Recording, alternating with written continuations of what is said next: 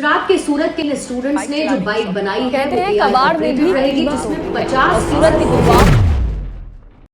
ये है शिवम मौर्य और इनके एक एक्सपेरिमेंट ने इनको एक्सपर्ट बना दिया इनके इंडस्ट्री का। बचपन से ही मुझे कुछ ना कुछ नया और इनोवेटिव कुछ क्रिएटिव करने के अंदर से होती थी। जब आप ये बनाना कार, झोपड़ी कार, ऐसी नई नई क्रिएटिव कार और बाइक्स लेके जाते हैं तो आपको कोई बोलता है कि इलीगल है।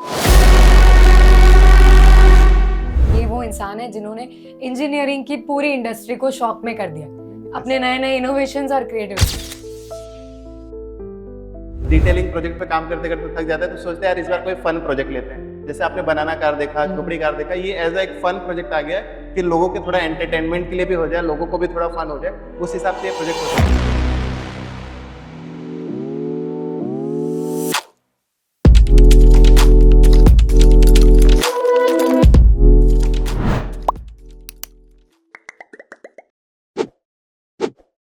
हाय, मैं हूँ भूमि और मैं आज आई हूँ मेरी टीम के साथ ऐसी शख्सियत से मिलने जो सूरत के शायद एलन मस्क कहलाएंगे। पर लोगों से पूछ लेते हैं कि एड्रेस क्या होगा। नमस्कार आंटी, आप जानते हैं बाइक वाले भैया कहाँ रहते हैं? पीछे वाली गली में। ओके, धन्यवाद। यहाँ इतने सारे घर है, पहचानना मुश्किल हो गया कि कौन सा घर होगा। तो भी चलिए हम पहचानेंगे। A few moments later. Finally हमें घर मिल गया, आइए।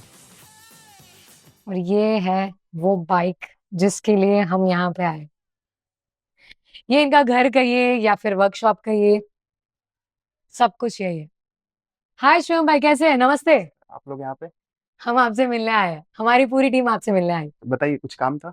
बस आपका विजिट करना ऑफिस और आपके बारे में जानना है, पूरे सूरत को आपके बारे में जानना है, इसलिए हम आपसे मिलने आए। कैसे आप? बढ़िया एकदम, आप बताइए। बस एकदम बढ़िया। ये है शिवम मौर्य और इनके एक एक्सपेरिमेंट ने इनको एक्सपर्ट बना दिया इनके इंडस्ट्री का। ये है सूरत का फ्यूचर और ये है इंडिया का future. The power supply step down.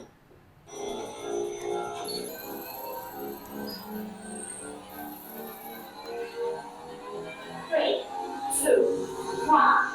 Your bike is ready to drive.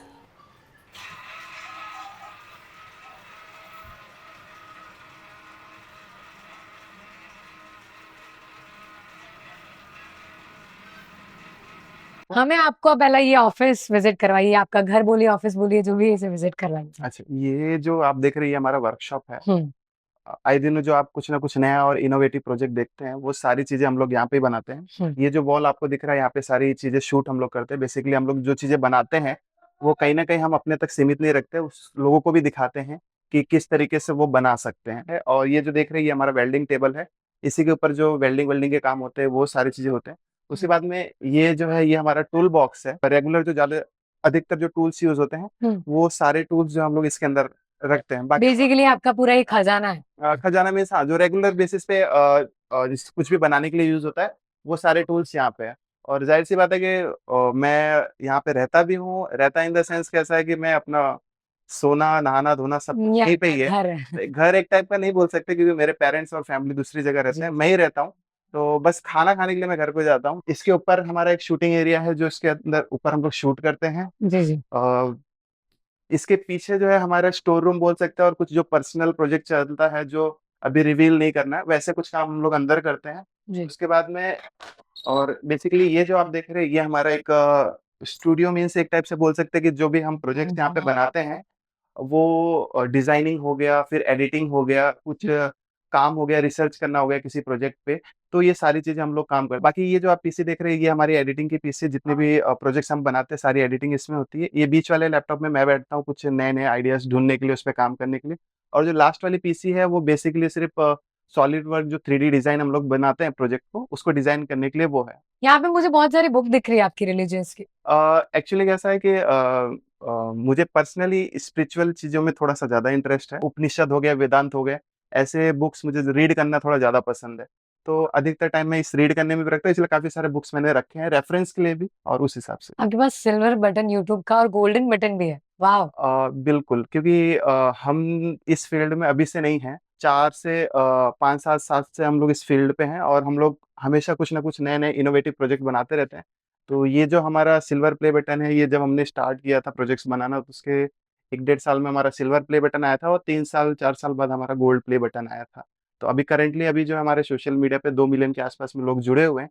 आए दिनों हम उनको कुछ ना कुछ नया और इनोवेटिव प्रोजेक्ट दिखाते रहते हैं। बाय द वे, मैं आपको बता दूं, ये वो इंसान है जिन्होंने इंजीनियरिंग की पूरी इंडस्ट्री को शॉक में कर दिया अपने नए नए इनोवेशंस और क्रिएटिविटी। इनके बारे में और जानेंगे, चलिए चलिए। ऊपर जितने वायरिंग के काम हो गए, फिर जो वीडियो शूट करने हो गए, जो मैकेनिकल काम छोड़ के जितने भी शूटिंग का सारा काम होता है, वो सारी चीज़ें यहाँ पे होती है। ऊपर हम लोग इंट्रो, एग्ज़िट जो रहता है वहाँ पे शूट करते हैं और बेसिकली ये एक ऐसा है कि अभी एक ओपन प्लेस है, अपने हिसाब से इसको जो बैकग्राउंड में शूट करना है, वहाँ पे टेबल और लाइट को एडजस्ट करते हैं।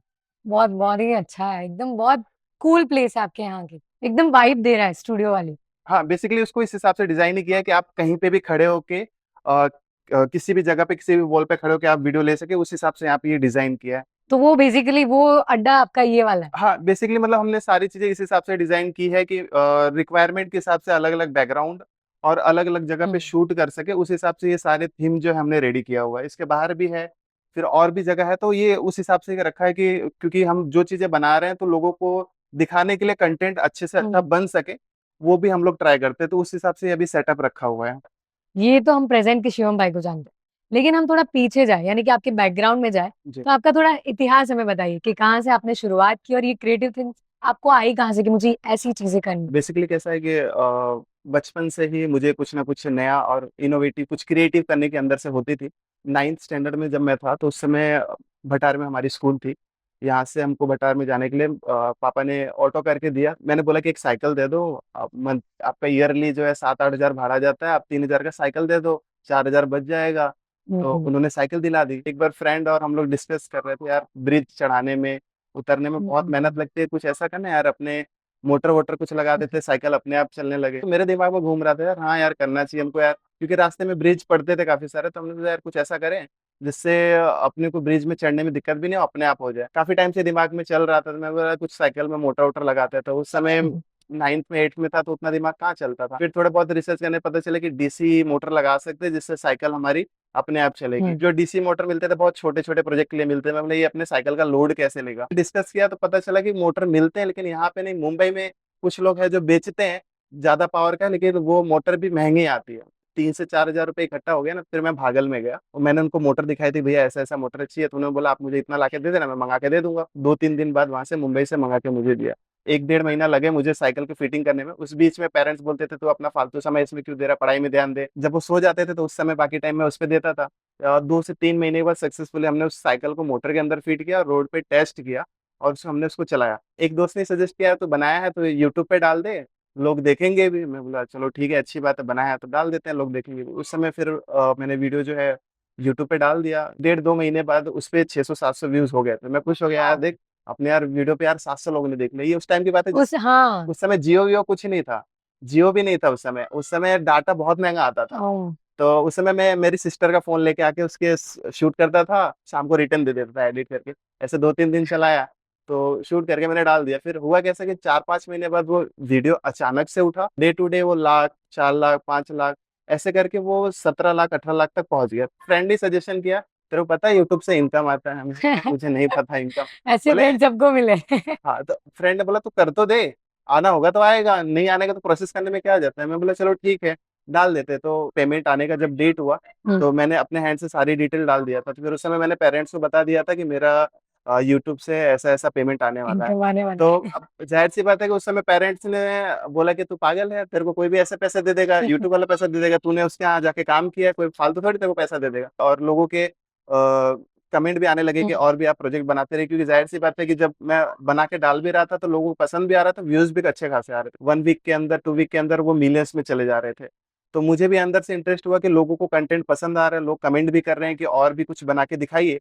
तो उस समय फिर मैंने और भी चीज़ें बनाना स्टार्ट की, तब से लेके आज तक अगर आप भी देखना चाहें, तो हमने बहुत सारे ऐसे प्रोजेक्ट बनाए जो आए दिनों आपको देखने में मिला होगा सूरत में। और जितनी भी यूनिक बाइक अगर सूरत में भी बनी है, वो 90% बाइक अभी तक हमने ही बनाई है 5-7 साल के अंदर। भले चाहे वो आपने कैप्सूल कार देखी हो, बनाना कार देखी होगी, एक झोपड़ी वाली कार। झोपड़ी वाली देखी होगी, एक टायर पे चलने वाली स्कूटर, हाँ। एक टायर पे चलने वाली बाइक हो गए, और अभी करंट में जो ये हमारी फ्यूचर बाइक चल रही है, Yes. सेल्फ ड्राइविंग अपने आप। आपको ऐसे क्रिएटिव आइडिया आते कहाँ से कि आपको बनाना कार बनानी है, झोपड़ी वाली कार बनानी है? बेसिकली 3 टास्क पे काम करते हैं। ओके। एक टास्क ऐसा जो फ्यूचरिस्टिक हो, जो फ्यूचर में चलने वाला हो और जो अभी तक इंडिया में किसी ने काम नहीं किया हो। ऐसे प्रोजेक्ट का हम लोग टास्क लेते हैं और कुछ ऐसी चीजें लेते हैं जो थोड़ा, जैसे होता क्या है कि जब लंबे समय तक आप कोई डिटेलिंग प्रोजेक्ट पे काम करते करते थक जाते हैं, तो सोचते हैं यार इस बार कोई फन प्रोजेक्ट लेते हैं। जैसे आपने बनाना कार देखा, झोपड़ी कार देखा, ये एज एक फन प्रोजेक्ट आ गया है कि लोगों के थोड़ा एंटरटेनमेंट के लिए भी हो जाए, लोगों को भी थोड़ा फन हो जाए, उस हिसाब से ये प्रोजेक्ट होते हैं। जब ये सारे आप ऐसी क्रिएटिव्स बाइक और कार लेके जाते हैं, तो पब्लिक का क्या रिएक्शन रहता है?